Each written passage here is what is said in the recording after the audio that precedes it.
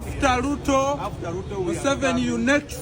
Sammy the Mighty family akoge katambi akamuletede emberebeza yonna jali akafananya ako atukafunye olunaku olwalero era nga bwati wafananye amacha golunaku olwalero ali wali okusinzira ku baloya be nabakulitira wano abategeza nti omukulu ali mu bulumi obw'amaanyi okusinzira ku nsonda ezisiika azibayogera nabo nga bamaze okuba nga bakonfaminga wa ewatufu wali nja kusabira awo wenyini video eno njagala ogirabe n'obwegendeza banna struggle banna NUP bakubagana ku lwa Sammy abamu bagamba Sammy aliku abaddenga ku mulamwa era ali ku mulamwa abala bagamba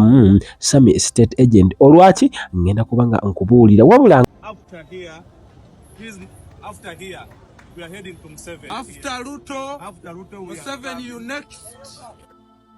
Dieno hanja kusaba soka ojimpere ekigalo Sammy oyo video eyo eteberezebwa okuba nti yali akunga banne era kigambibwa mbu yandibanga ayinayo akabinja akamubuzibwako akawuyekera bamubuuza oyagala kuyekera gwanga oba oli kuyo byoyagala kuyisa kati nno awo wasinze okubanga waviira ddala obuzibu kati ulira wano tonnatuuka ku level ya Sammy byakoledde struggle gwe kubituukako okyali kamuniera gwe okyali kamuniera tuyinza kudda ku mwana wa munno nga bali kumukuba bwe batyo n'omuddako mbweyo stand bwe muto bwe mwakuba Silivia namutyaba omwana ali ku ground right now ali mukomera bwe muto bwe bwamukuba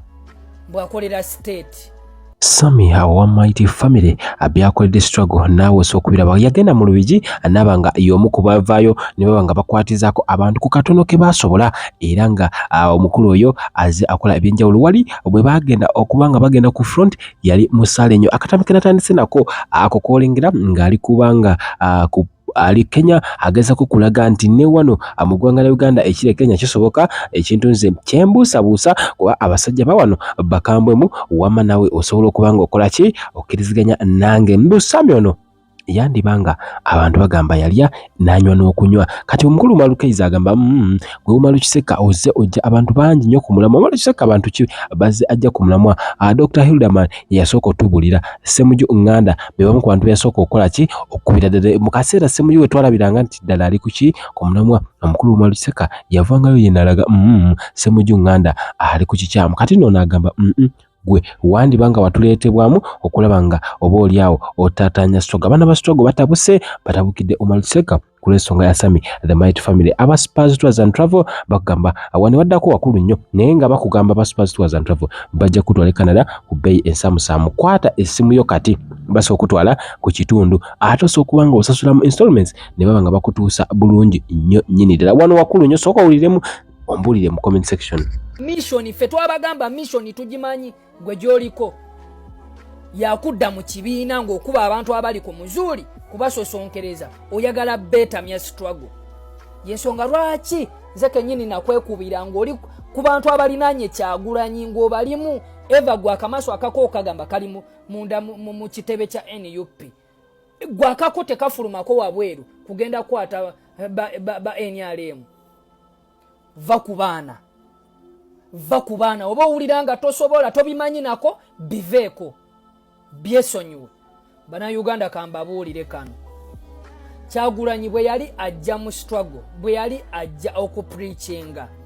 ng'ajja nakubwa MP yatumatiza oba yamatiza abana Uganda biki ebigenda mu maaso mu ggwanga Uganda Kyagulanyi amala okutumatiza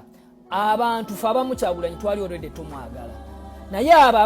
abaali batannaba kuzuula biki bibala biri mu Kyagulanyi Sheikh Ashraf omusomi w'edduwa akugamba ekintu kimu kyobokola genda ku ssimu yo amukubireko gwe ayina ebizibu omwami oyo wadduwa nkiddamu wadduwa oba tugenze mu ssabo oba tugenze mu ki wabula ajja kukusomera edduwa byonna byagala bitambule oyagala genda bweru oyagala ebweru gy'oli ebyokola bitambule essimu emu gy'ogenda okuma inbox nga ku WhatsApp ojja kuba omufuna direct ate osobola okubanga okola ki obulamu obutereera mukubireko tojja kubanga wejjusa nkiddamu tojja kubanga wejjusa wane wasame wakulu nnyo wulira Malukeiza ono musajja mugezi nnyo twana okujjako General Museveni nga tetunatuukayo naye senga tutuukayo tujja kwetaba mu kalulu njagala kubuuza gwe oli ready okwetaba mu kalulu nga tosoose kusima musingi bana Uganda kubalaga ki kituyinza okubeera nakyo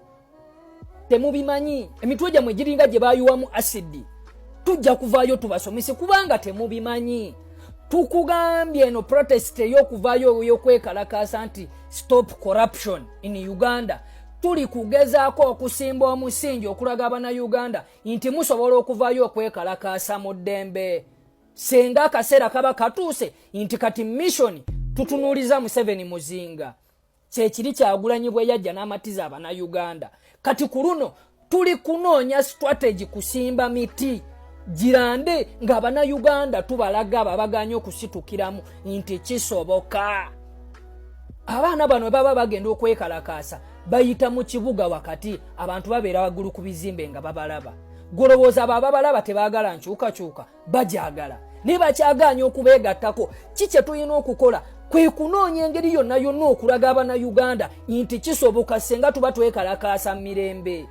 Yensonga lwaki olaba Abannayuganda baganda baffe bavaayo ne beekalakaasa mirembe ne bakwatibwa naye kifaananyi ki kye tuba tulaze bali abaganyo twegattako tuba tumaze okubalaga nti kisoboka. Yensonga lwaki tutandise okusima omusingi nga guvira ddala wansi nga tubijjeemu pate ebyebufuzi nga tubijjeemu ebyamadiini nga tubijjeemu omuganda omusoga ebyo byonna nga tubijjeemu. Abantu bonna be bakutte tebabakutte nti bannabyabufuzi babakutte nga Bannayuganda. Gwe bw'ova eri n'oyasamya ekimwakyo mbu sigenda kupositinga Sami kubanga yakola bwati ne bwati. Ani agambye nti abantu be bakutte babakwatidde mu byabufuzi? Abantu be tuliko right now musingi munene nnyo gwe bali okukolera eggwanga lyaffe Uganda kubanga ye example y'abalala bali kwe balina okulabira okwegattako ku mulimu. Kati kankubuuze senga otuuka mu 2026 kikyokoze okuva kati paka mu 2026 tutandise kusimba mirandira kulaga Bannayuganda nti kisoboka nga mwasamira abaana mwe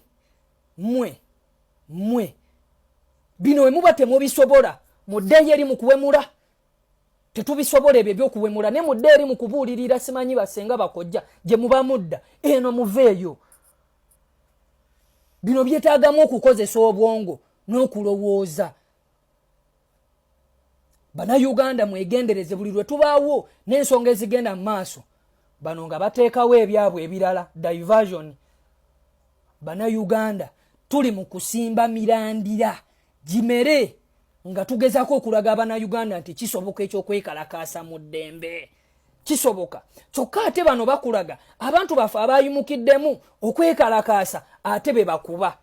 Kitegeeza oli mu kunafuya n'abali abaali badde ekyokulabirako eri bano be bakutte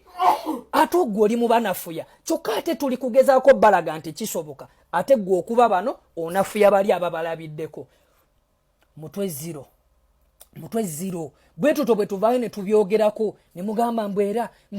nze tolimpulira nga ngenze mbasinga ne kojjanga mpemula kuba sibisobola naye ate gwe obisobola gy'obodda eno bitulekere tukusaba bitulekere. Abaana babanga babakutte ng'owulira tosobola dombwa positinga nga n'ekintu tewakirimu tobyogerako byesonyiwe. Ffe ababimanyi tujja byogerako.